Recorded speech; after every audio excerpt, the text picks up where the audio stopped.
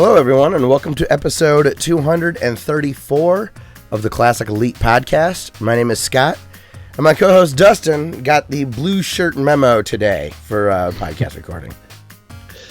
Make sure it's collared. We got to stay. Yes, we got our golf attire on, our polos. I don't Casual, wear, but yes, professional. That's right. It's Thursday. You're business professional, right? At work, just khakis and a collared shirt. Yeah. I'm a button-up shirt most of the time kind of guy. Almost always, but not today. You got the memo. So, Dustin, my voice is still struggling a little bit, but it's substantially better. Yes. So next week I'll be back to normal. If you're a first-time listener, we are a video game podcast. We tend to go on to fun tangents about the 80s and 90s because, well, that's what we reference because that's when our memories were still good. So, but yeah, we are a video game podcast, so we'll be talking about news. We've both been doing some retro stuff lately, so we'll be chatting about that. And I don't know, Dustin, I don't have any corrections I need to address right up front, so that's good. Before we get to games, how's the week been, man? Fast. I feel like it flew by. I think it's because we record on Wednesdays pretty damn consistently. Yeah. That when we do it on a Friday, my clock is all screwed up. Yeah, that has to be it. 'Cause I feel the exact same way. Like, we just did this. I feel like it's when we mess up and we have to start over. It does kind of feel like that. A nice little take two. Hopefully that's not the case this week. Did you do anything cool this week? Or was it nice and low key? Dude, the older I get, the more I loathe weddings. I love receptions, right? Mm-hmm. I like the idea of marriage. I think it's great. I think parties are fun. Weddings can go fuck themselves. My sister's getting married in we're coming up this fall in September, and her fiance is turning into frickin' Bridezilla. So it's, we're in Ohio, so a country-ish themed wedding isn't unheard of. So as groomsmen, we're supposed to wear jeans and boots.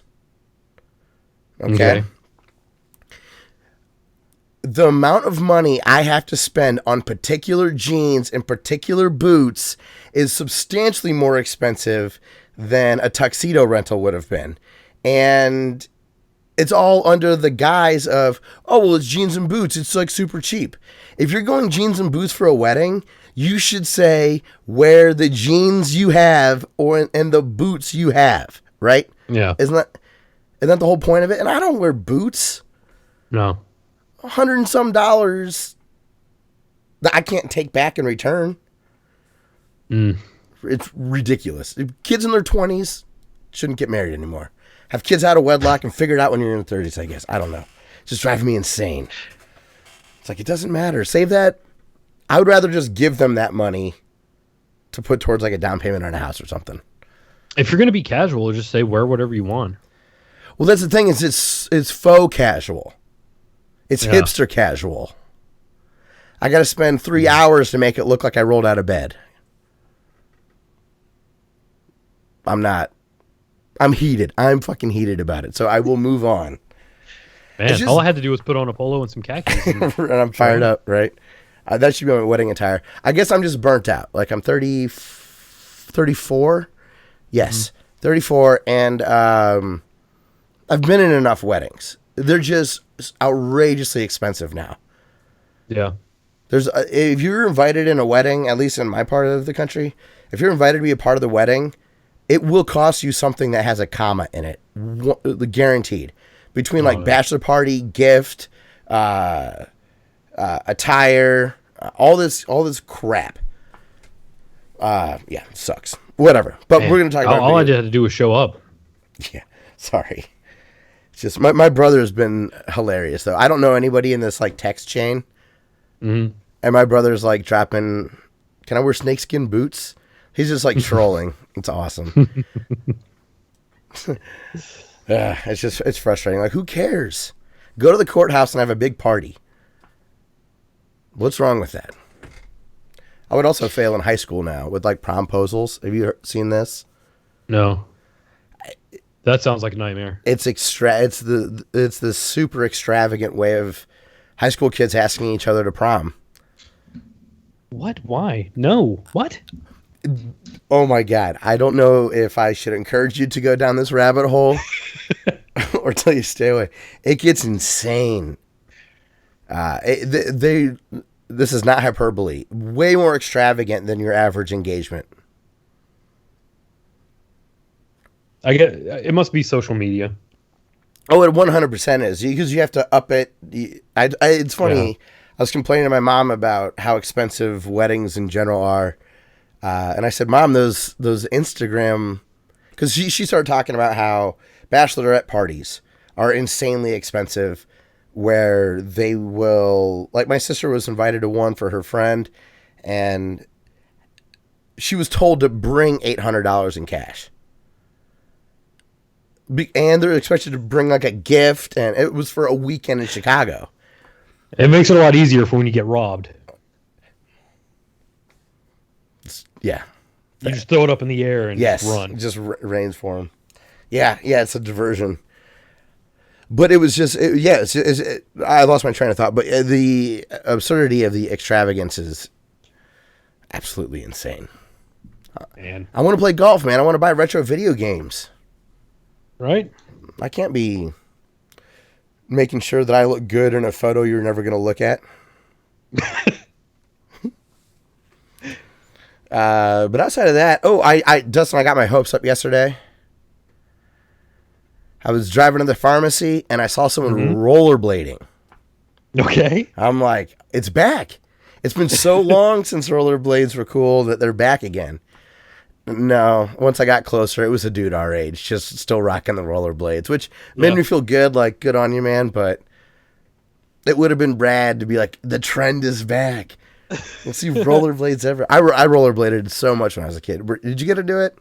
I got rollerblades in my closet. See? Yeah. Oh, I got real into, like, different kind of bearings and different wheel types. Oh, you got deep. It was awesome. Well, I would always cheap out. I'd buy really crappy wheels because I never assumed that the expensive ones would be like so much more durable. So in my mind, it was easier just to keep buying the cheapies and wear them out. Yeah. But I bought such cheap wheels that they'd be angled at a 45 degree, like they would wear all the way through. I forget the name of the really nice. They looked like hockey skates. I wanted to say Bauer made those rollerblades, but Bauer was a hockey skate brand. I don't know if they dabbled or not. I'm sure they did. Probably. While the bubble was still there. Or like CCM. That was another one. It was. You guys don't get ice, or you didn't in North Carolina much. Did people go ice skating? Did you have ice skating rinks? Yes, there is one. I've actually skated at one in North Carolina. All right. There you go. Yeah. I was, because it had been like 15 years since I'd rollerbladed at that time, and I put on ice skates, and I was like, I don't know how this is going to go. But I took to it. It was like getting back on a bike. If your blades are sharp, skating's not bad at all. Yeah. Especially if you've done it before. It's absolutely riding a bike, like you said. So cool. All right. Well, I guess let's talk about some video game news, man. Let's talk about some rollerblading video games. There's Skitchin. For the Sega Genesis. Mm-hmm. I haven't ever played that. It's Road Rash on rollerblades. Okay, that's great. What other good rollerblade games were there? X Games on the PlayStation 1. I don't know if that was good. Was there rollerblading in like those California games? Those I hated those. Yeah, I think that was skating still. Okay. There was a mountain bike thing in there, I remember. Oh, Jet Grind Radio. Oh, that's probably the best. Yeah. Right? It's probably the pinnacle. And I always forget this. Is Jet Set Radio the same game, different name, or is it a sequel? I think Jet Set is the sequel. Okay. It was Jet Grind was a Dreamcast, right? Yeah. Okay. And which one came out on? One of those came out on like Xbox for like XBLA or something like that. I know I own one of those on my 360 digitally.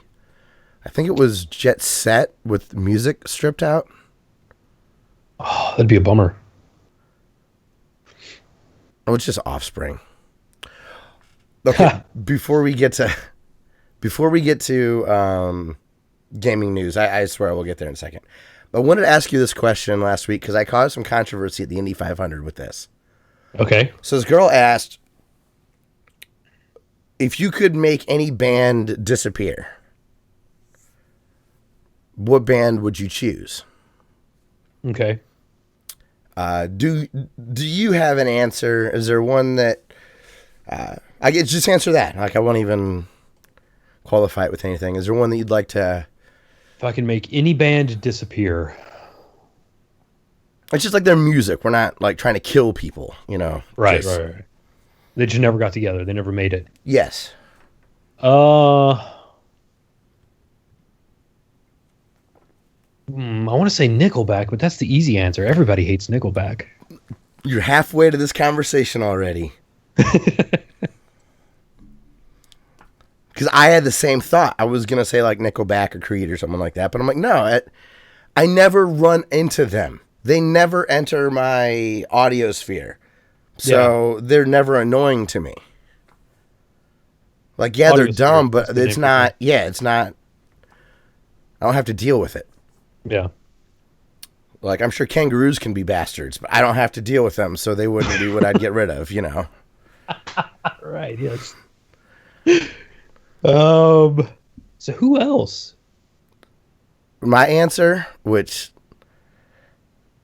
see, you get it. You'll get my point because you've already discussed half of it. I said the Red Hot Chili Peppers. Okay. I can't stand the Red Hot Chili Peppers. I think they're incredibly overrated. I do like Flea. I think he's funny. I think he's a decent bassist. I think Anthony Kiedis is a bad lyricist. I think he's a bad songwriter. A bad singer. And I think John Frusciante is a terrible guitar player. He sounds like the way he does solos sounds like someone learning the guitar to me. And that was the discussion. People were like, well, you get rid of the Chili Peppers over Nickelback? Are you saying Chili Peppers or Nickelback's better? I'm like, no. I might if you let me think about it long enough. I don't know. But I was like, Nickelback never annoys me. I don't have to deal with Nickelback. Chili Peppers are always praised, and I like a couple of their songs. I can say there are more Chili Pepper songs than Nickelback songs I like. Yeah. But the Chili Peppers annoy me way more. The whole Californication album, right up there with Dre 2001 is most overrated albums of all time for people our age. Yeah. And what's funny is I wanted to be like, ooh, I got a spicy answer. But that would have been a horrible Chili Pepper pun, so I held back. You would have been disappointed. If you think of one throughout the show who you might want to, like if One Direction just happens to always be playing or whatever, you know. But Chili Peppers are just one of those bands that just... I can list my favorite songs from them, and I do get a lot of crap because the album I tolerate the most is One Hot Minute with Dave Navarro from Jane's Addiction as the guitarist. So, yeah. Now, I do like some older stuff, I guess, but yeah, there were some jaws dropped. It'll probably be something that Solomon starts to like. That makes sense. Yeah. Like Mickey Mouse's, there's something about a hot dog, hot diggity dog. My godson is obsessed with that song. I'm familiar with that. Hot dog, Mickey Mouse Clubhouse? Dog? I don't know. It's like CG Mickey Hot Diggity Dog. Yeah. Yeah. Hot dog, hot diggity dog. Yeah. Yeah. But actually, I'm more worried when Solomon starts to like branch out and develop his own musical taste. If he ends up like, hey, can I select an entire genre? Yes. Country. Done. Done. The reason I let that qualify, that all sounds the same. That's right. I don't think we have too many country listeners, so it's okay. All right, well, music or video game stuff. All right, let's get in. Yes. The first thing I wanted to mention, I was listening to Don't Copy That Floppy, and they had Kevin James, not Paul Blart, but a documentarian, filmmaker making a documentary called Not For Resale. And it's a documentary about video game stores, like mom and pop stores around the country. They were in like Sweet. North Carolina, Pennsylvania, Missouri, and the trailer looks awesome. And the guest spot that Kevin did was really good. I went and watched the YouTube trailer. I thought it was excellent. And there's the Indiegogo's still going on. I think they're about halfway to their goal with 2 weeks left, a little more than 2 weeks left. So I don't know if you're interested. You can go check it out, and if you like it, you can support it. Are they trying to publish? I think it's a publishing thing because the trailer for it had a ton of edited footage already from already around the country. So it's got to be a publishing thing. Like, not like, hey, we're going to start and go do this. It's like, hey, we want to bring this out properly, I think. That's smart. I think you're a lot more likely to be successful with, we have this thing, we want to get it to you, than we want to make this thing. It reminds me a lot of our interview that we had with Tyler Meir about Shadows of Adam, when he had talked about a big thing that helped them be successful in Kickstarter was they had a playable demo. They had something for backers to have access to kind of show what they have. And I thought this trailer did a really good job of that. Really good color correction. It has like an indie game, the movie kind of artsy feel to it versus me going to a con and getting some interviews with a, DSLR or whatever. So Good. When I think of documentary, that's kind of something I expect. It's crazy. If it's not Ken Burns level, I don't want to mess with it. Like, the production has to be there with documentaries, not just like content. It's crazy how like picky I am about that stuff now. I just watched a crazy documentary on Netflix called The Keepers. You hear about that? Oh, I keep seeing it in my suggested stuff. I haven't looked at it. It's intense. It's like murder, pedophilia stuff from Catholic Church in Baltimore. Pretty wild. How recent is it? I mean, not the documentary, but all the stuff that happened. 2000s. Well, it goes back quite far, but still really recent corruption. Pretty wild. I grew up Catholic. I'm not religious, but I grew up Catholic, and I never saw any of the stuff that the media portrays. Like, I was an altar boy. I never had a priest hit on me, or never saw anything inappropriate like that. I don't know. So it always shocks me whenever I see how bad some cover-ups have been. Yeah. It's like, holy crap. Like, how... It's nuts. But the Baltimore one it's just it's gripping. Like, I haven't seen Making a Murderer, but I hear you just want to binge. You just want to keep watching to find out more and more. And it was like that. It's called The Keepers. I thought that was very interesting. But yeah, Not For Resale. What a great name for a video game documentary, too. Yeah. Of a mom and pop store. I don't know. Mom and pop store is Not For Resale. It's so perfect. And one of the guys interviewed, his store name is Lost Ark Games. And a lot of those Not For Resale games are highly valuable, especially like, isn't the Zelda Not For Resale the most expensive 64 cart? I think so. Is that Lost Ark in Greensboro? Yes.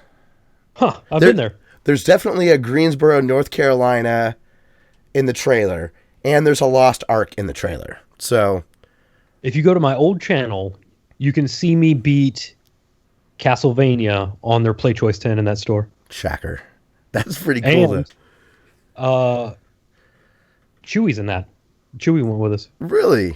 Yeah. Is that Vogue Nasty? Is this Search Vogue Nasty? I think. You definitely have a YouTube channel under that handle. Yeah, I think so. Well, it didn't matter. Yeah, Vogue Nasty. Well, Sure. Search that enough and you'll find it. it'll find, yeah. So, but check that out. That should be cool. I'll have it linked in the description. The next thing that was in this is a very light news week. We're right before E3, so bottom of the barrel stuff here. But I did see that Vince Gilligan, who was the creator of Breaking Bad, is helping with a Breaking Bad spinoff that's going to be a VR series. I love the idea of a virtual reality drama television experience. What would that even be? I can't imagine. Walking Dead got me to care about those characters. You know, episode 3, the decision at the very end. That was gut-wrenching. I can't imagine doing that in person. Like, do I take the gun with my little PSVR move thing and, like, I point it and put someone out of their misery as they're looking up at me? Like, holy crap, that could get really intense. Even if you're not, like, interacting, if it's just the set piece is VR. Yeah. I'm just doing dialogue options. Like you look down and you see your hand Yes. and you have no control over it. You click the wrong dialogue option, it just flips the other guy off. You're like, no, I wouldn't have done that. And he like punches at you. I don't know. I think the idea of a thriller could be awesome in VR. What would be a series that you might want? Let's see. Live action VR.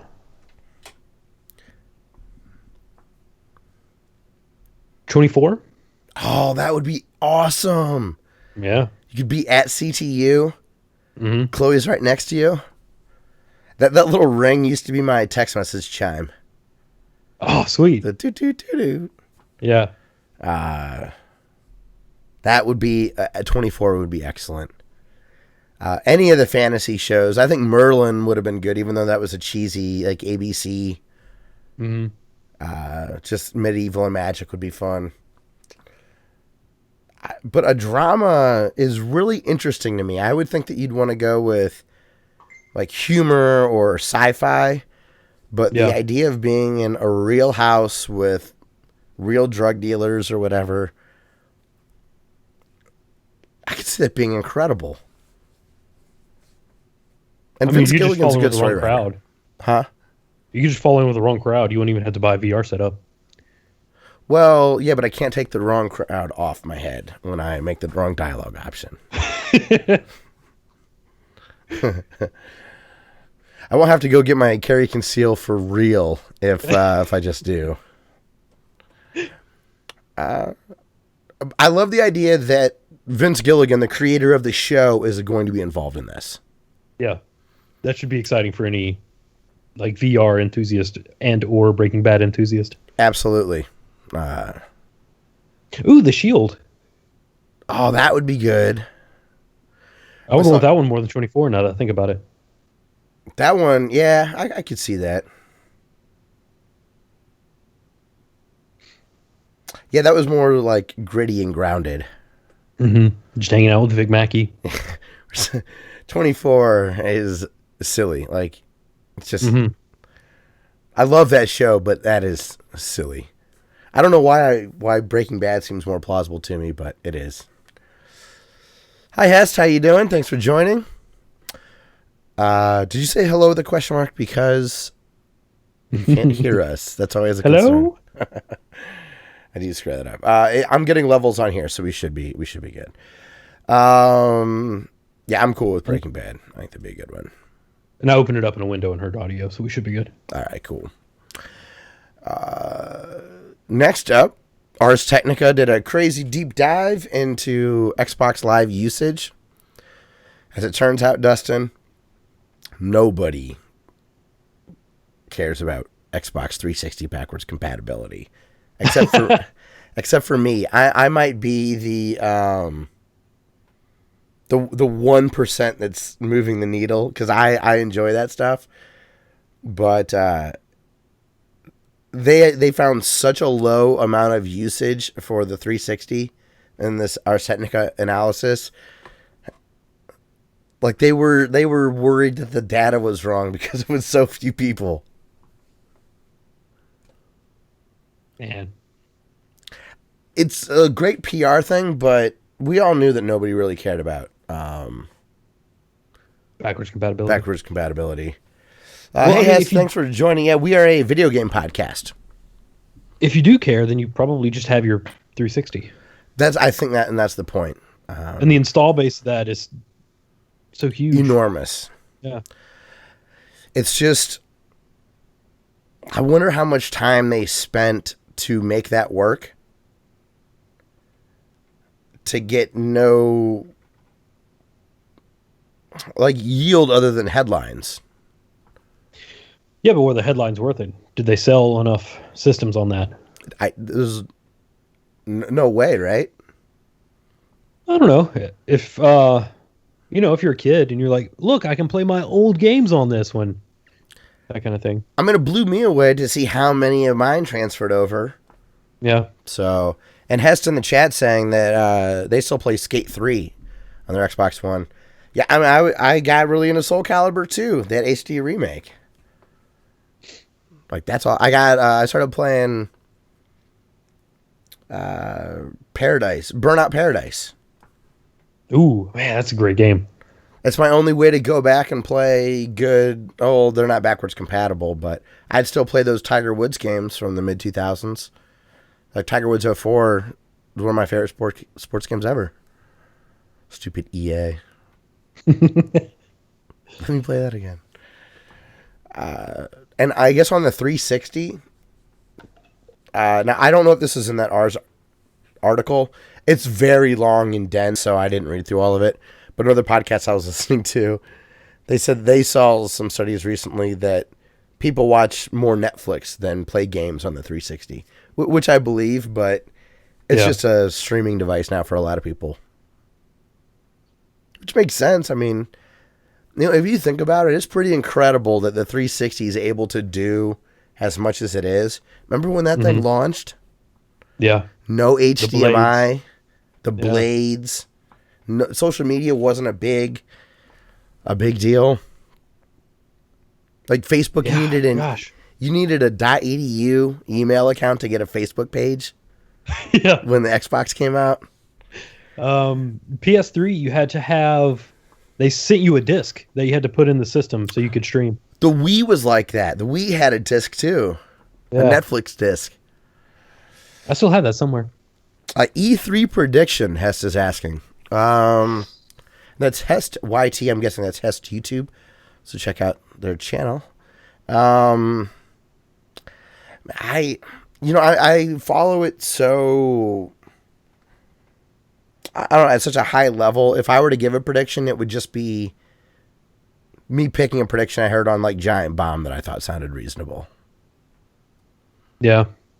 I don't have any wild E3 predictions. I have some hopes, maybe. How about a new Metroid on Switch? That would be a good prediction. Yeah. Gosh, that would be good. I'm gonna.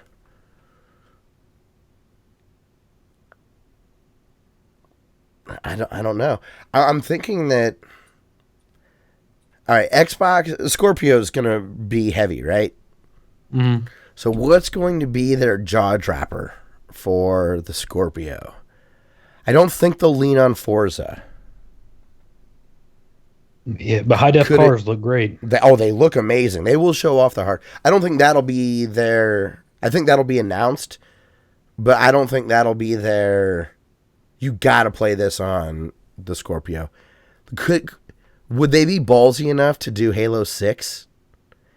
That's what I was gonna say. Halo 6. Maybe it's like split gen. Yeah, where there's a significant difference. Yeah. Yeah, I'm gonna say Cameo 2. 6. Cameo 2. Yeah. What was Cameo 1? It was that really bad launch game for the 360. Oh, okay. I was in school. Oh, you know what I'd love to see? Condemned Criminal Origins, but like a new game on the Scorpio. I didn't play Condemned either. It was a horror game, that's why. Yes. Being the wimp I am. All right, I got one for you, Dustin. Okay. Max Payne will be somewhere in the Microsoft press conference. It's been a long time since a Max Payne game has come out. And they made a bunch of them, and then they started porting the old ones to touch devices and stuff. Mm-hmm. And they sold well. I believe that could do quite well. And as Hess is pointing out, with the technical prowess of the Scorpio, maybe the bullet time could just get absolutely insane. If they went back, if they gave it back to Remedy? Yeah, like the first style, not the run and gun, but I would cry tears of joy. I'm going to go with Max Payne will be my... If you go Metroid, I'll go Max Payne. All right. And Sony. A Sony prediction. We already know about God of War. We already know about Last of Us 2. I don't even know. I mean, Platinum's been putting out a ton of games. Horizon just came out, so whoever did that, that was the Killzone people, right? I forget their name. Yeah, they did Horizon. I forget. Gorilla, that's right. So they wouldn't have something. Yeah, I mean, maybe. Yeah, I don't have a good Sony prediction. Vita 2. Vita 2. This time we'll support it. Yeah. It would be the first system with a colon in the title. Vita 2, colon, this time we support it. Which one? I'm sorry, we had a funny chat. All right. We support it. Who said that? Oh, Sony. Yes. Yeah. Okay. I'm back on board. Sorry. Hess says, "Oh my God, Rockstar servers for GTA went down for Grand Theft Auto," and Rockstar tweeted and said, "Get your lazy butts up. We're not like Ubisoft and take 3 years to bring our servers back up." They actually just said that. That's crazy. Rockstar and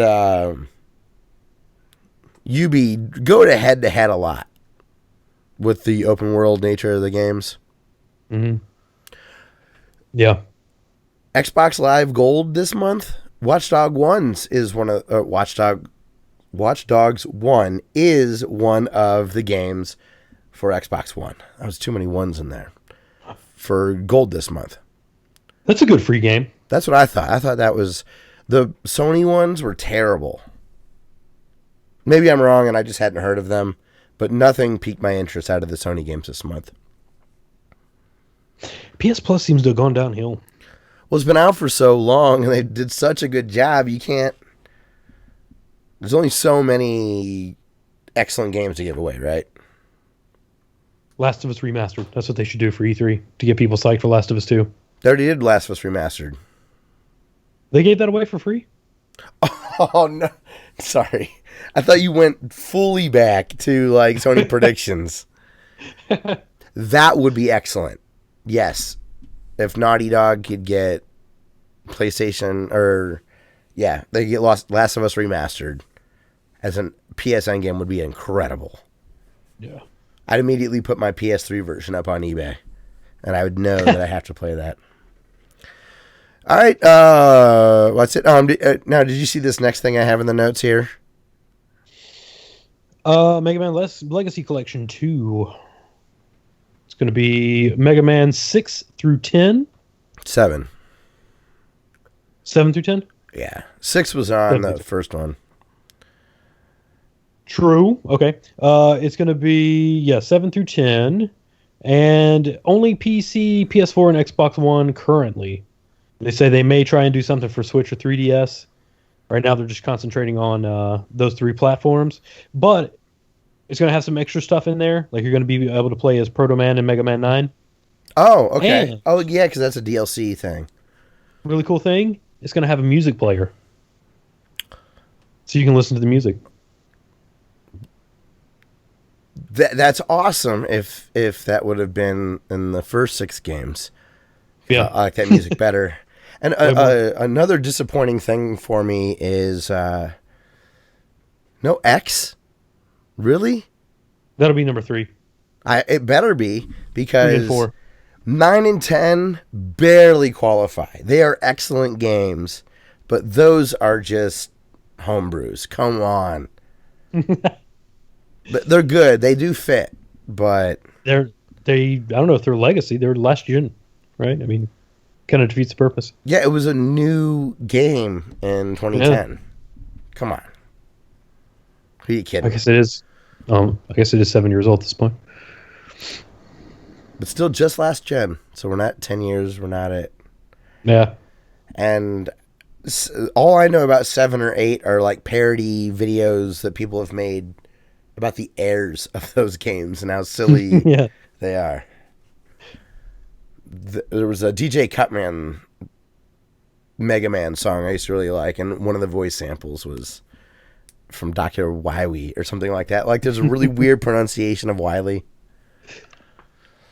I have no interest in this. Yeah, me either. And the first one I did. The first one I own. I think it's excellent. This, if it goes down to $5 on Steam, I'm still not getting it. Give me those 3 X games. Now we're talking. X2 and X3, though, couldn't you get those on Wii U? Am I crazy? I know X1 is on there. Probably.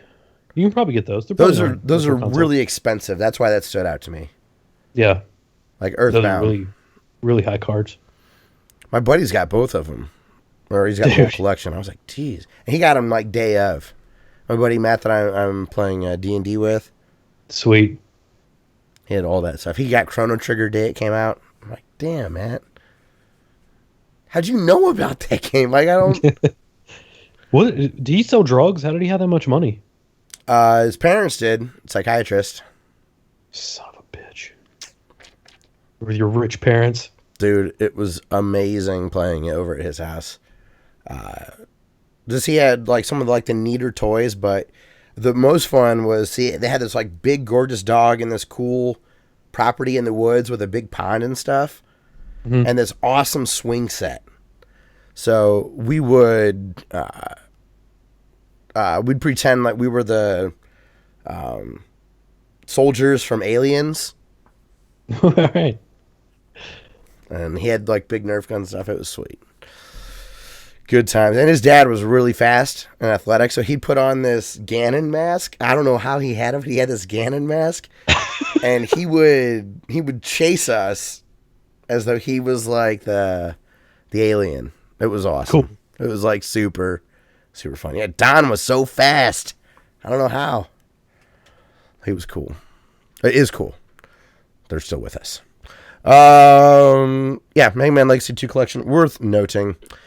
And then lastly, Dustin, Netflix's virtual Netflix slip. Nintendo's online service will be similar to Netflix in a way. The whole the online service is only going to be $20 a year. That's a good price. That's a good price. That's a really good price. And instead of one game at a time, that's a classic game to have access to, it's going to now operate like PSN, and they're going to have a rotation of included classic games that you would have access to. And as long as you're a subscriber, you will always have access to those games. Okay. So they may rotate it out But as long as you got it while it was there, you'll always be able to play it. As long as the services are up. So at least 5 years, probably 10. And these games will have online capabilities. That's cool. So this is all good news. $2 a month. Ability to play online co-op games that are of the NES variety. Pretty good. It would be even better if they had it like for 30, 40, maybe even 50, if it was just like every classic virtual console game anytime you want to play it. Yes, but we got to temper the excitement, right? That'd be too good. It'd be very un Nintendo. They would never not sell Switches. They would get money from Hugh Johnson for the rest of his life. Maybe even afterwards. 10 years from now, just to have that direct line to those games, yeah. If they I did would that, continue to buy them. if they did that, and then they went hard at all the old games that we liked, like getting even like they should go hard and get like Mr. Gimmick up on there, like the really rare stuff. Yeah. Whatever those stupid Flintstones games are that people want. Like Just- if they basically just go to every Nintendo platform on eBay, sort high to low, and get the licensing to those. Yeah. And people will pay you money for it. Will be bigger than the Wii. A true Netflix of classic gaming that wasn't just the hits, but the deep cuts too. There's a chance that you're right, that it would just, it'd be incredible. Plus, there will just be awesome games for the Switch. Zelda's going to be amazing in 15 years. Mm-hmm. I'm hoping we can say that about Mario Odyssey. We'll be able to say that about Mario Kart 8 Deluxe. Also, Heston chat says he tried the beta for Watch Dogs 2. Watch Dogs 2. And I didn't understand anything because I didn't play the first game. Yeah, that's... Well, he's got the Xbox One, so... Yeah, go play the first one. You can get the first one now. And he asked what our thoughts are on Call of Duty World War II. I've never really played Call of Duty, so I don't really have much of an opinion. I think World War II is incredibly fascinating. I know the most about that war out of the big ones that we've been in, so I'd probably know more of the references. I don't think it's too soon to go back. Do you think it's too soon maybe for World War II again for them? No, I always thought the weapons that were used in World War II would make certain gameplay a lot more fun because of the way like some of them are bolt action. Mm-hmm. So you'd fire and then have to rack another round, rack another round. So that fire rate, if you missed, like the risk reward was really cool because it was a powerful rifle that would kill with a really good, a well-placed shot. But if you missed, then you have to You've given wait up for your position and you're refilling. And you didn't really get any of that with the more modern Call of Duties. Did they have a reload mechanic akin to maybe like Gears of War 4? Where you could get a quick reload if you did the reload mechanic correctly? That might be kind of cool. Because, I don't know, there's something about rhythm to video games that I think might be kind of cool to, like you still have a longer reload, but it's not maybe as punishing. Yeah. I don't know. If I was going to play a shooter right now, I know it's not like Call of Duty or Battlefield, but that PlayerUnknown Battlegrounds really has my attention. That just looks so much fun. I'm just so bad at shooting games. I don't know if I'd be able to get the chicken dinner. But how good's that got to feel? The last one standing out of 100 people. I've seen like crazy excerpts from it on Facebook and stuff. It just seems so exciting, despite the technical flaws of it. Like, Yeah. it's really buggy and still looks super fun. Although that'd probably just piss me off if I was being super cautious. Weaving my way around like pine corners, and then somebody jumps a Jeep up on the roof of the house that I'm in and jumps out and shoots me in the face with a shotgun. Well, they would probably die, right? No, I've seen that happen. Okay. Well, yeah, that would Like suck. people doing crazy stuff. Yeah, the odds of that. I did see a car jumping. I don't know how that happened, but it just went like 20 feet in the air. And it's like, well, that's busted. Yeah, but to go back to Nintendo, yes, I'm with you, man. It has the potential to move a lot of Switches. Yeah. And at $20 a year, that's a no-brainer. And if it's some sort of platform that they developed, then you know that it would go forward from whatever systems that they release from that point forward. Wouldn't it be hilarious if they have this forward-thinking, amazing, all-you-can-eat buffet at the best price, but yet it's still frickin' friend codes, like years and years down from here?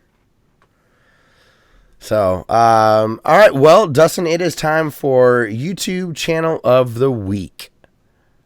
So YouTube channel of the week. Who you got this week, man?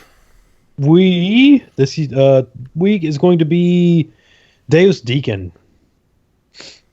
This is a guy I found recently because for some reason H.P. Lovecraft stuff started popping up in our feed. And then I guess that tentacle stuff I've been watching. I gotta log into my personal account for that. Sorry about that. And then, but I started checking out some of his stuff, and his channel is awesome. He only has like 3,000 some subscribers, but he is like channel awesome level reviewer. Sweet. Yeah, and he did. I put 2 videos in the thing. One is a Final Destination movie review. He's gone through. I can't wait to watch that. Oh, all of them. Yeah. He's done a lot of series. He did the Hellraiser series. He did the Underworld series. Like, he has a lot of videos out. And he plays through video games. I put the first video of his Condemned playthrough in there, too. I'll make sure to get that linked. Deus, like Deus Ex, and Deacon. Yeah. Deus Deacon. Like Kevin James's friend in King of Queens. Deacon. His buddy EPS. You know what I'm talking about? You ever watch that show? Mm-hmm. King of Queens.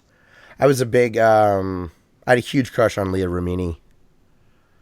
God, I can't remember the actor's name. He was just in something with Theo Huxtable, too. And it blew me away because Malcolm Jamal Warner, is that Theo's name? Sounds right. So. Like, he was this, like, badass cop, and Deacon was this, like,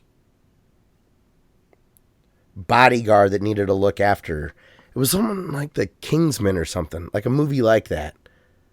I forget, but it was just bizarre because Deacon in King of Queens is like this nice, like, good buddy friend, and then this other movie he's supposed to be this, like, hard ass, like, bodyguard type, and it was weird because he looked and sounded the same. And same with Theo. I'm like, I'm not buying you as a badass cop. A couple of minutes into his performance, I did. But at first, I'm like, you're just a teenager. It's weird. Sometimes I have a hard time seeing character or actors in other roles when I've seen them only in one, but I've seen them a lot in that role. Yeah. It's just jarring. Like, you can do more than being in a funny sitcom. Final Destination, you got to tell me what... I loved the stupidness of that movie. Does he appreciate the stupidity of Final Destination?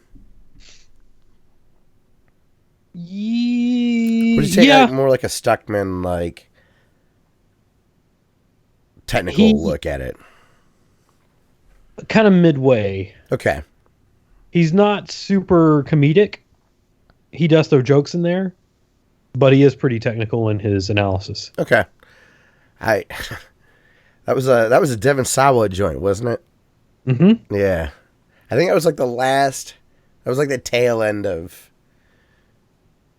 like his popularity, I think, as far as like the girls in my grade were concerned.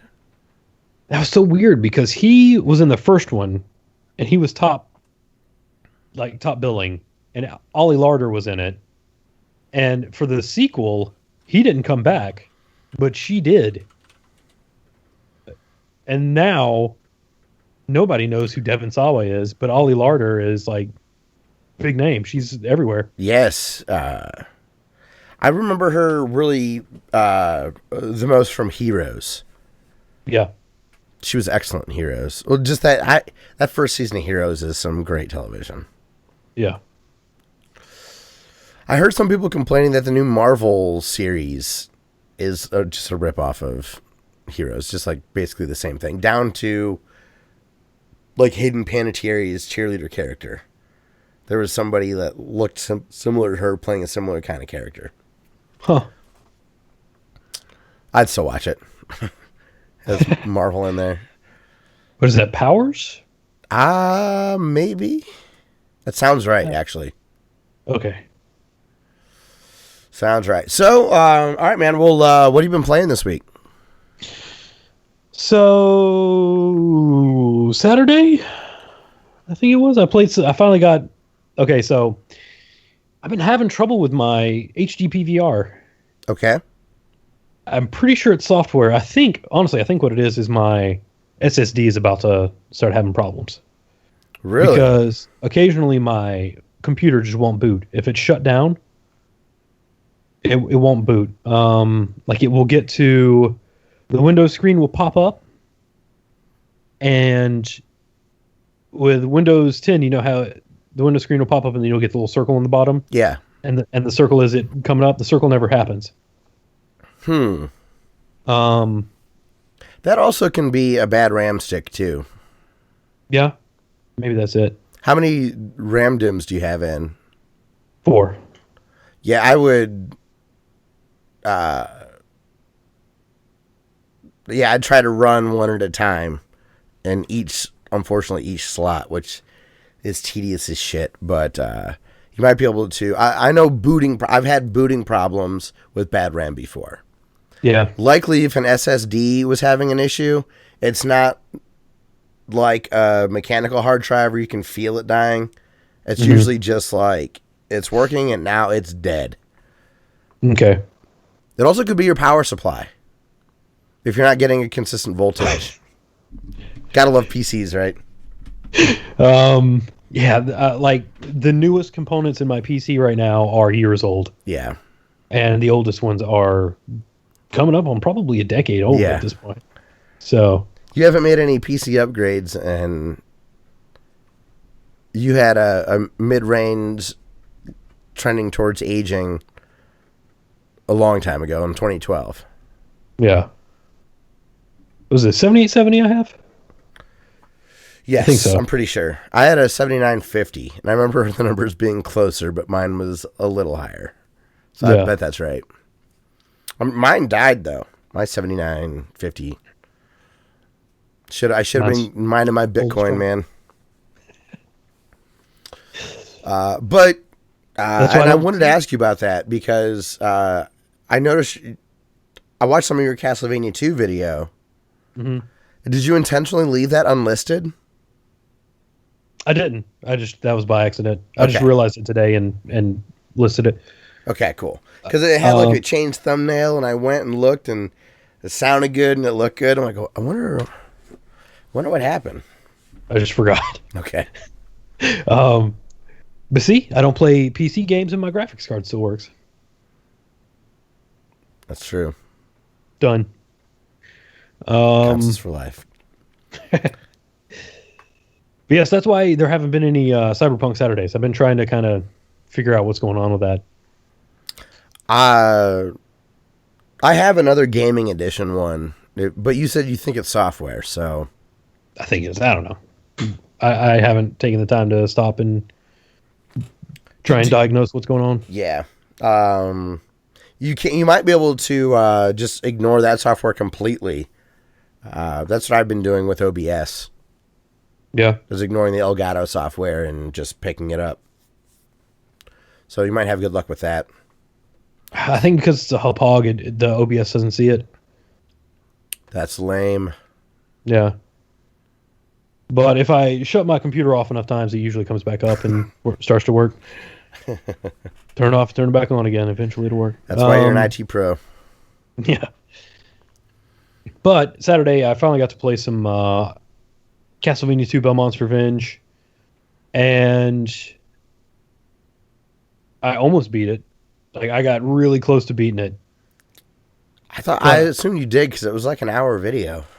Yeah. I had maybe 10 minutes of game left.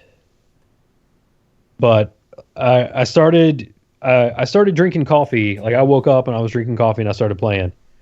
And I was like, man, I should probably eat something. And then like an hour later, I could feel my brain just starting to like stop working. Like my gameplay just dipped precipitously, and I was just like, guys, I tried, I lost it. I'll come back to this. It has password functionality. That's so I awesome. can just go. Yeah, I can just go put in a password, get back to that level, start at the boss fight I died at. I thought Sully was making an encore. At this point, I'm just gonna be like, dude, just sit down and watch me. I'm not even gonna try and stop it. Why? Yeah, why would you? It's not like a yippy dog that's just gonna like bark and bark and bark. Yeah. And when you die and he laughs at you, that's great. That's gold. Yeah. So I ground him. You know, going back to your comment about worrying about his musical tastes, potentially, luckily you'll be able to just throw him earbuds. Yeah. Yeah, that's a good point. You know? Turn off that racket. Throw him earbuds. Problem solved. Problem solved. Until he turns up the music too loud, and I'm like, stop that. You're going to go deaf. Take those earbuds out. Yeah. The deal will be if I hear a decibel of your music, you're done. So no boombox. Use your headphones sparingly. Oh man, you know, if you ever got into something, if we listened to something that was parental advisory, our parents could just take the CD or take the cassette tape. Yes. If he's using an MP3 player, I'm trying to take the whole thing. But even that's a Band-Aid on an axe wound. You're not going to be able to stop the access to that. Like, you can make it tough. So I'd switch the password on the internet. Well, that's the thing. Like, you have to be diligent about that. I'd be all on board with that. Like, do your chores, and you get to earn the Wi-Fi password today. Yep. I don't mind changing it because I would just use a password manager. So for me, it's a fingerprint unlock, okay, and I'm in. Yeah. And it also automatically changes for you if you need it to. So you can hit one button and it's done. And it's alphanumeric. Is it like 128 or 256 characters? It might even... No, I think it's that 400 level bit encryption. Oh, and you can select alphanumeric or symbols. Uh-huh. From, I think a minimum might be 8, but it might be 6, up to over 20. Dude. And it randomly generates it and stores it for you if you want. Now, the big problem is if their encryption's broken or if they get your master password. That's there's still human error in there. But if you come up with a phrase of words that aren't normally together, so you're protected from like a dictionary attack, you can make it very hard for somebody to get your master password, but easy for you to remember. And then, so what? If they get my Twitter password, I don't give a shit. It's not going to work anywhere else. Yeah. So yeah, so Belmont's Revenge, is it, I know you were kind of riding high last week on it. Still a highly recommended Game Boy game? Absolutely. Yeah. And I did as I wanted to do. I I did the stage by music preference. Oh, that's right. You did say we were going to do that. You know, I noticed when I was playing Super Mario Land how I know you weren't playing with headphones in, but the Game Boy truly had incredible sound, and the the way the stereo was handled. I'd love to hear what Konami did. Actually, I did have when I make videos, I actually run headphones to my TV. So you did get it's incredible how well the Game Boy does that stuff. The bass lines in some of those were stereo separated. Yes. Which is really weird. No, that's a really weird feeling. A lot of Game Boy games are stereo separated. The Super Mario Land has that. And it feels good. It's wild. You assume that it's going to be a mono single tone thing, and to hear movement of sound on a Game Boy is wild. Yeah. I didn't appreciate it when I was a kid. But even, like, I can understand later games, like maybe Link's Awakening or 6 Golden Coins or something. Mm-hmm. But to have, out of the gate, Super Mario Land have excellent sound is really surprising. I do have Contra, or Operation C, so that'll give me a taste of the Konami stuff. But I'm going to watch your video with headphones in. That's the way to do it. Yeah, it's going to be awesome.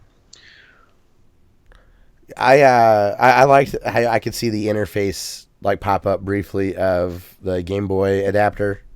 Mm-hmm. Any hardcore people that stumble across that video are gonna be like, "Oh yeah."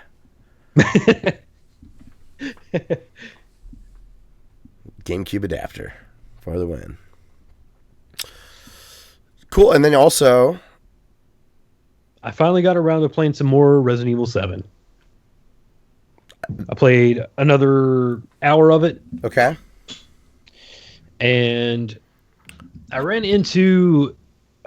So the family that you see throughout there, they basically are stand-ins for like RE3's Nemesis. They're just around and you can't kill them.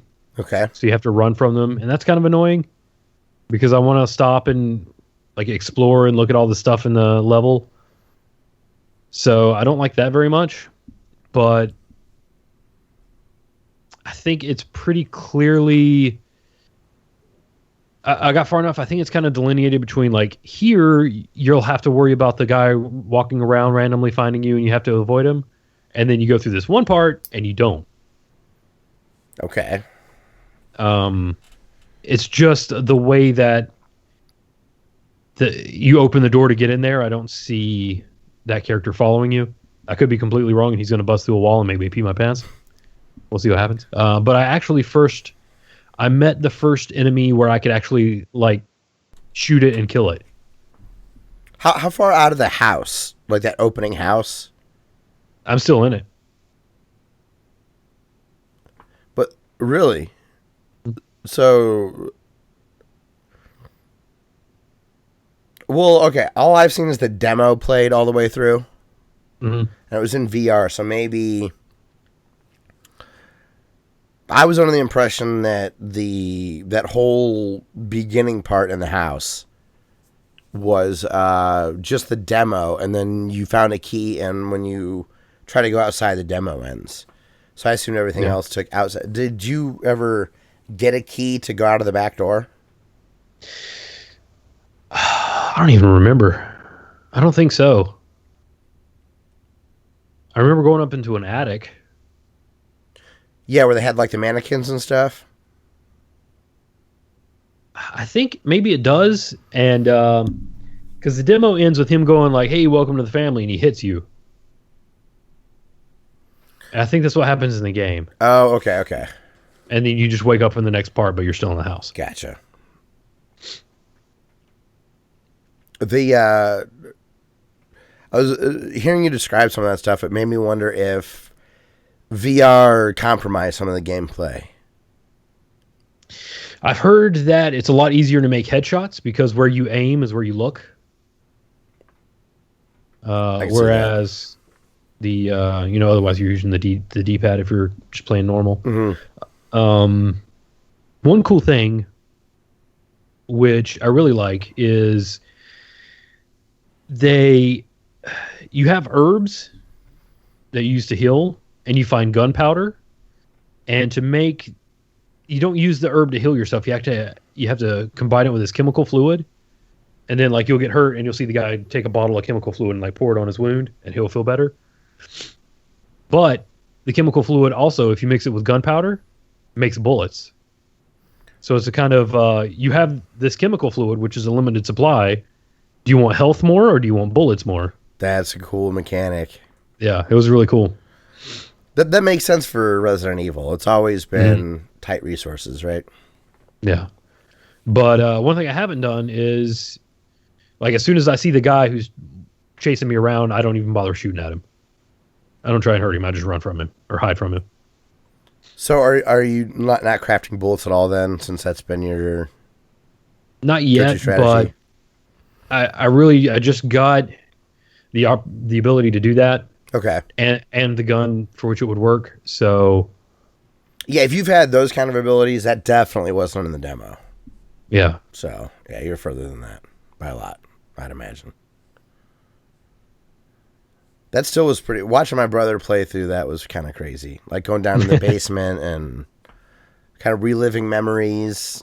It was a cool. I'm not playing it, but but I'm glad I have the demo. It's weird, the controls. Like you kind of click with the right. You kind of snap to certain looks. Instead of being able to like freely look around with a dual joystick. Okay. It seemed to make sense. Once he figured it out, he's like, oh yeah, this makes sense. Because you can get yourself sick really easily if the world moves on you and you're not expecting it. Yeah. Like VR can go sideways real fast. Now you're a big RE fan. Mm-hmm. Does this have is it provided any motivation to like continue to play? Yeah, it's super intriguing. I'll definitely finish it. And like I'm playing through it, and it's so weird because it's completely different, but it feels like a Resident Evil game. That's pretty incredible. Yeah. Like I'm looking through and I'm interested. I'm like all the different stuff that's happening around me. I'm like, why can all these people in the backwoods of Louisiana get hurt so much? Why are they like superhuman basically? Like I want to figure it all out. It's spooky. Yeah, like, the spooky element's definitely there. I was sitting there and I was in the area where the guy is patrolling looking for me. And I'm like sitting perfectly still because I'm trying to figure out what noises I'm making and if the noises that I'm hearing are a threat. Gotcha. You know, my brother he did something in the environment. It was like opening a door or moving an object. And he said something like, oh, in Resident Evil, this would be something. And it was. And it was the way Resident Evil would allow you to find something. Or the way, like, in their world, opening this window would make sense. And when he said, oh, this is Resident Evil, this probably does that, he mentioned just what you're talking about. It felt like a Resident Evil game. It adhered to the rules of the previous games. That's pretty impressive. Yeah. I'm stuck in this like dilapidated hovel of a crappy house in the middle of Louisiana, but they have all these intricate puzzles that open doors. Like I found a big like double door that has this giant sill. They're like these metal doors, and I have to find like this bull relief, this like sculpture of a bull to put in the door so the doors open. Oh, wild. Yeah. So it does go back to, it harkens back to the old RE1, like ridiculous puzzles. Good deal. Well, you been playing anything else? That's it.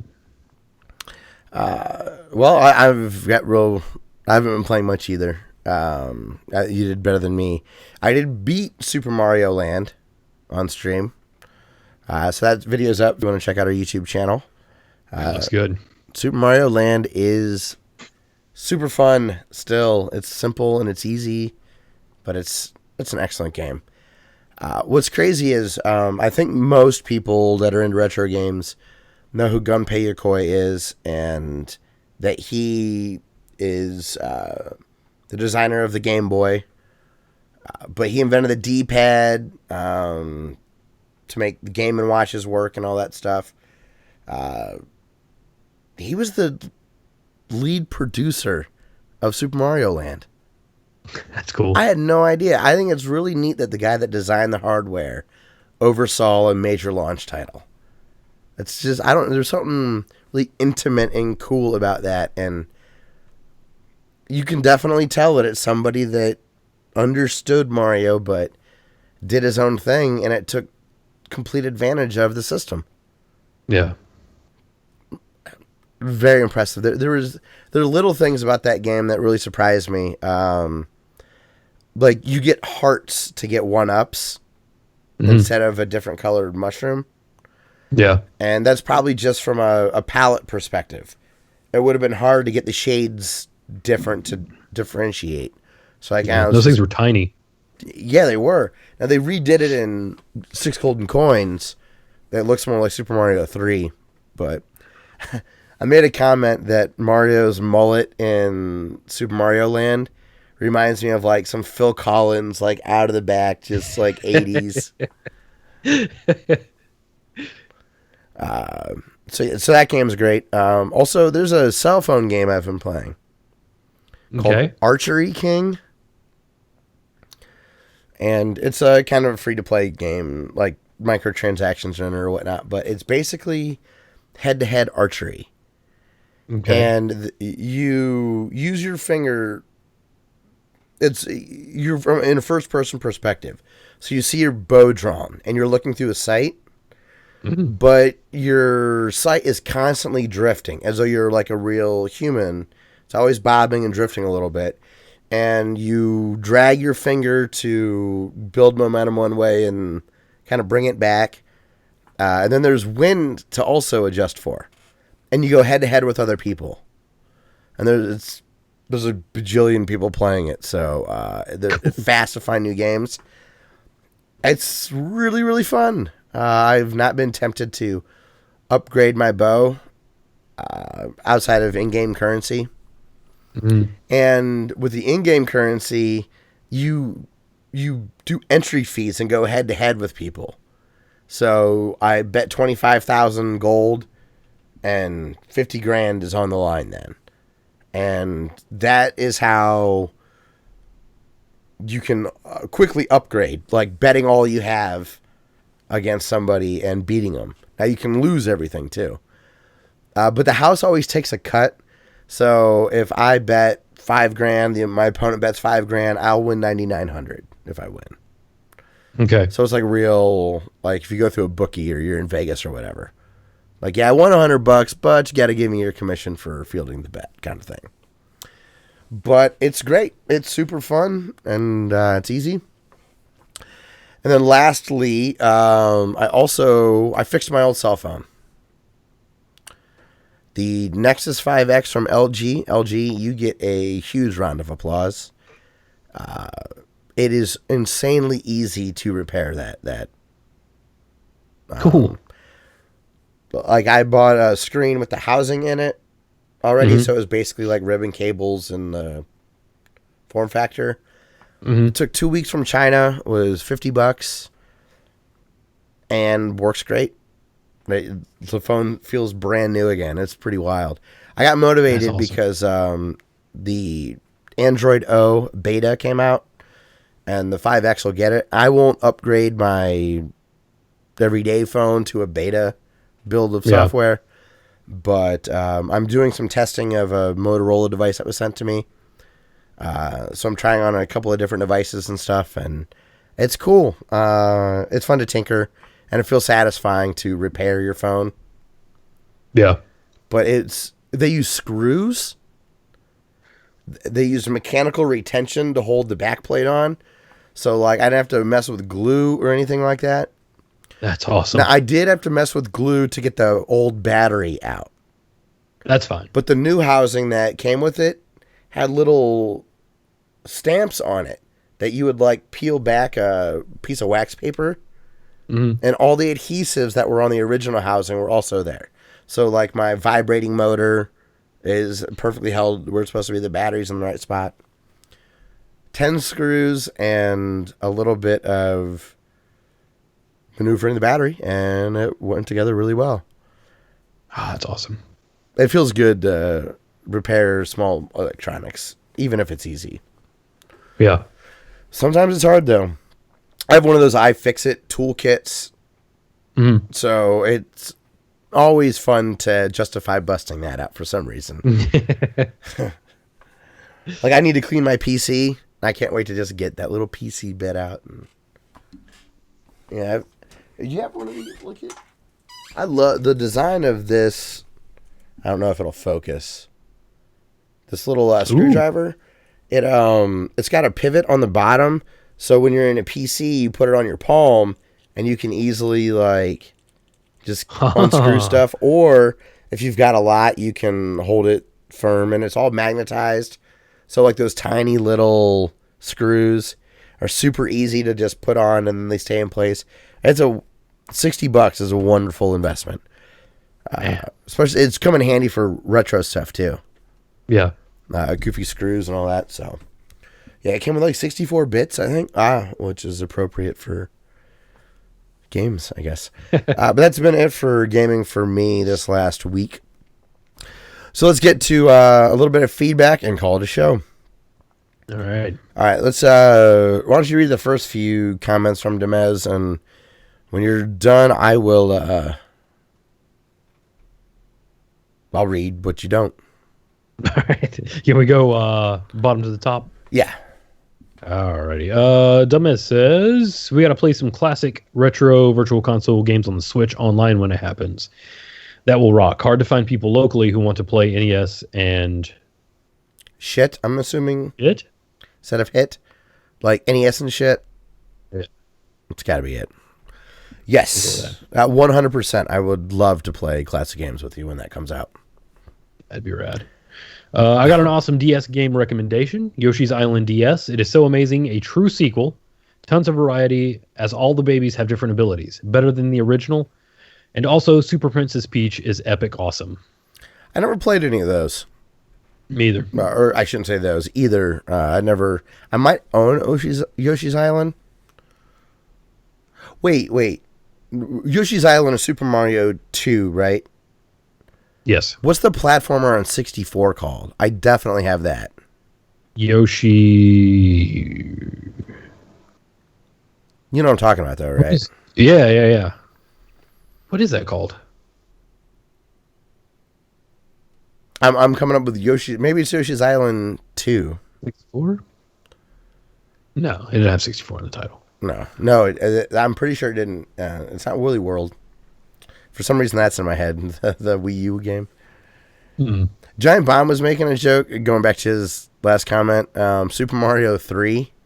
I don't know if they were being tongue-in-cheek or if it was confirmed, but Super Mario 3 on the NES would have online capabilities, which is hilarious. Like, what's the point? Oh, right, yeah. It's one at a time. It's not the same screen. You just want to play the Mario mini game, the original Mario Brothers. Yeah. Oh, it sucks. Don't play that. No, I don't have Yoshi's Island DS or Super Princess Peach, but I do have Donkey Kong that he was talking about, the Game Boy version. You've got that? Yeah. I saw Jeremy Parrish's video on it a while ago. I was blown away at how deep that Game Boy game is. Yeah. I need to play that then. Yes, get it on our stream. Sure. That way I don't have to buy it. 'Cause I don't think it's very common. Did you know in Castlevania Rebirth options, you can set it so you can control your jump in midair, or you cannot control your jump in midair. It is optional. That's cool. I know it's not purist, but hey, whatever gets people playing. Like if you can turn that off, or turn that on and play through it and enjoy it, then go for it, dude. Absolutely. Have at it. Or learn it, with the mid-air jump and then ramp it up to hard mode. Yeah.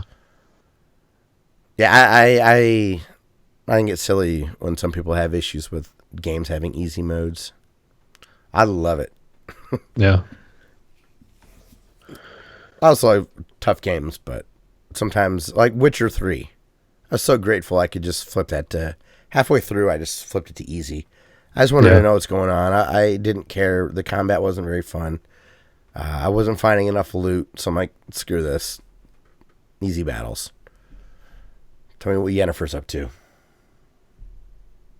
So, yeah. Also, he says, interesting story. I defeated Super Mario Land 2 on the Palm C3 Game Boy emulator while pooing on the toilet, taking a break at work. Not all in one, of course, over the course of a week. I had no idea that... I remember Palms and Palm Pilots and all that stuff. I never would have thought those would have been able to run a full-on Game Boy emulator. That's amazing. I don't know what the controls were like. I mean, clearly good enough. Good enough, yeah. He did say in a different another comment that the emulator wasn't running at full speed. He said, but it was about 90%, so it was totally playable. Cool. The Game Boy, Super Game Boy I have has a weird clock thing to it too, where it's slower or faster in a side-to-side comparison. Mm-hmm. But it's got to be side-to-side. You got to be hardcore to notice it. It was like My Life in Gaming or Retro RGB pointed it out, and they were like testing frames. That's crazy. Yeah. What's the craziest thing you've ever seen an emulator on? Oh, I saw somebody was playing Doom on their thermostat. That's amazing. Yeah. I've seen a Doom hack, or maybe it was Wolfenstein on like a TI-89 calculator. Okay. Thermostat trumps that all day, every day. That's amazing. I was like, man, that's a badass thermostat. The Dreamcast was the first time emulation really blew me away. A kid in the dorm room next to me had a bunch of emulators and ROMs on his computer, and I thought, wow, that's amazing. But when I saw a Dreamcast disc with all the NES games on it, that changed things for me. That was amazing. I went and bought a Dreamcast. It was $20 at GameStop, to show you how old I am. Man. I went That's right, cool. yeah. And they had Virtua Fighter, or Virtua Tennis, which is the best. So I had one legit game and then a bunch of pirated crap. It was already canceled. The system was done. Yeah. Virtua Tennis on the Dreamcast is the best tennis game that's ever been made. I think I might even own that one. That's how good it is. Carlos Moya. That's my boy. Shut it down. He's good. Then to beat the white pants king. Oh, so awesome. That game was so intense. The thing is it got the strategy of tennis correct. Mm-hmm. It wasn't in a Mario Tennis way. It was truly a wonderful simulation of how the game is supposed to be played. Assuming that you're good enough to have good rallies and whatnot, it played the game correctly, which was amazing. Yeah, it's got to be good if you're getting a sports game, right? Yeah. Yeah, I found that at Goodwill. Good pickup. I think I still have mine somewhere. I think I sold my Dreamcast, but wouldn't get rid of Virtua Fighter. Or Virtua Tennis, I'm sorry. Not Virtua Fighter. I did see an article recently that they're not calling it Virtua Tennis, but it's the same studio or development team's going to bring back. I don't know if that was the studio that did Topspin, but Topspin was garbage. Was that a ping pong game? No, Topspin was a tennis game. Oh, was it? Just what was that ping pong game that Rockstar put out? Was that the Kinect one? I think it was a 360 game, Okay. but not a Kinect. I don't remember. I don't. It's not important. Nope. Is that it? Yes. Oh, you had one more. Oh, yeah, that's right. He says, I have the Castlevania Game Boy Advance double pack. It has 2 Game Boy Advance Castlevania games on it. I forget the titles, but it's not Circle of the Moon. So there was 3. That would be Aria of Sorrow and Harmony of Dissonance. Boom. It would have been embarrassing had you not known that right off the top of your head. I have it tattooed on my arm right here, like all the different Castlevania titles. Yeah. So easy reference. I can just look down. You were probably thrilled when Lords of Shadow 2 was delayed. Like, oh. That would be kind of funny if you just had a running title of Castlevania crap all over you. It was like Guy Pearce from Memento, but with Castlevania stuff. Yes. Like, what do you mean, get Maria?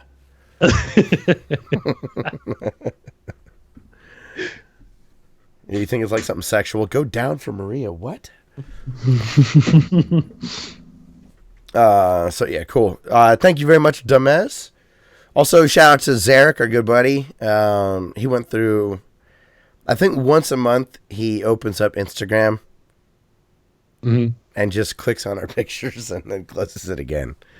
But I got a bunch of notifications today that he liked some of our pictures. Oh, badass. Awesome.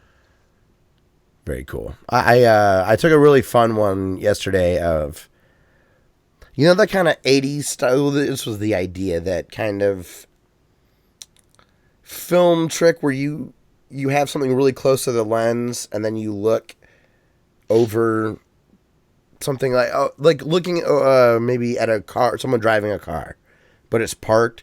So the hood takes up the whole bottom of the screen, and it looks like the person driving is way in the distance, even though you know you're only looking over the hood of a car.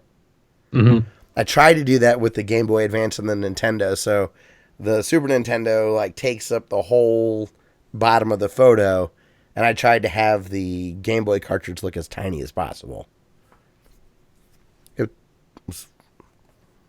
was a nice picture. It didn't have quite the effect I wanted, though. So, all right, cool. Well, that's going to be it for the show. I want to thank Ben Landis very much for letting us use his song Through the Forest. If you would like to support the show, we have a couple of ways you can do that. We have Amazon affiliate links in the description. If you go to Amazon through that link, anything you buy over the next 24 hours, we would get a small commission for. Or if while we're streaming, you can send us a donation with Super Chat. We are not big, so Super Chat is not needed. It's really great for big channels that can't control their chat. Mm-hmm. For us, it's just a tip jar. But so there's options there. And to leave us feedback or just share the video, like stuff, leave an iTunes review, any of that stuff helps quite a bit because algorithms like interaction. If you like audio versions of the show, you can get that at our website, classicleet.com. Our RSS URL is in there for you. But also, any of your podcast apps will have us. We're also directly on iTunes, Google Play, Stitcher, Podbean, and SoundCloud. For social media, you can follow us on Twitter, Instagram, Facebook, and YouTube. All of those are just Classic Leet. Just slash whatever the URL is, Classically, you'll get to us.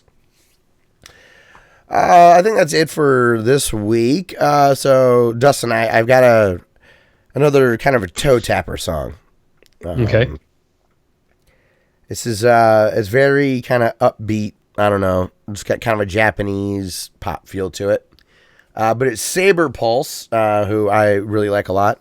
It's a good name. Dude from it's an excellent name. It's a chiptune artist from England, and he's old school. He's been in the scene quite a while. This song is called Crazy. His catalog's excellent. This is a drum and beat song. So it's got that English now. I'll say garage because that's not how they pronounce it over there. But isn't it weird? Like garage music to me is like the streets or like British rap. with like I don't know, like Rastafarian kind of accents like thrown in there. But garage here in the States just reminds me of like guitar, bass, drums, flannel, and you know, shitty speakers. Eventually will be Nirvana. Yeah, right. It still has a homegrown feel. You know, that's why I say garage. But yeah, so this has a garage music feel, I would say. And yeah, hopefully you'll enjoy the song. Please go support Saber Pulse by buying his music on Bandcamp or following him on SoundCloud, all that stuff. So, all right, man, that's going to wrap up the show. So thank you very much for listening to episode 234 of the Classic Elite Podcast. And we'll see you next week for episode 235. Boosh.